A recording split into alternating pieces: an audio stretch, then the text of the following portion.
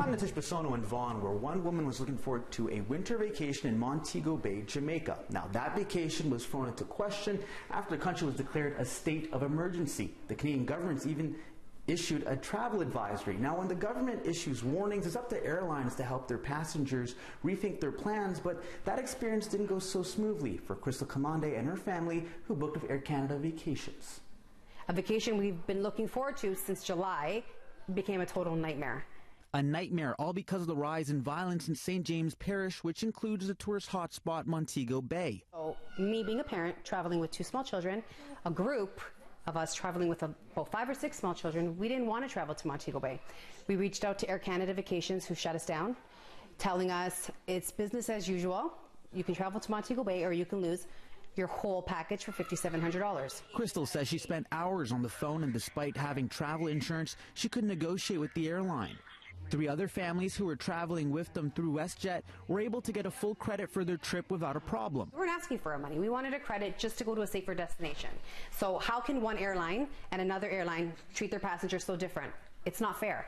We reached out to Air Canada. In an email, they say they implemented a policy yesterday for customers who no longer wish to go to Montego Bay. They tell travelers, if you're scheduled to travel between January 19 and January 31st, you may contact Air Canada Reservations to change your flight free of charge to another date between now and February 14th, subject to availability in the cabin you originally purchased. Otherwise, any fare difference will apply. One passenger advocate says that response isn't ideal. What Air Canada has done so falls short of what I would consider reasonable in the circumstances, but I cannot say with a good conscience that there is a clear rule that they are breaking.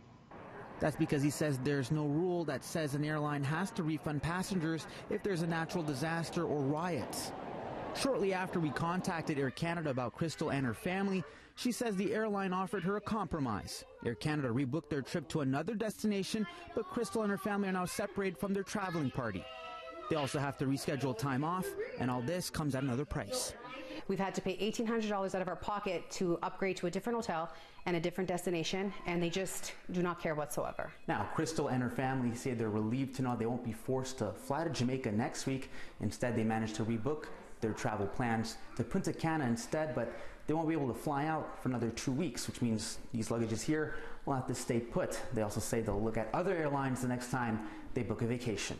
Now, this story was brought to us by a City News viewer. If you have news in the making or a story you'd like to share, here are some of the ways you can contact us. Natish Basono, City News.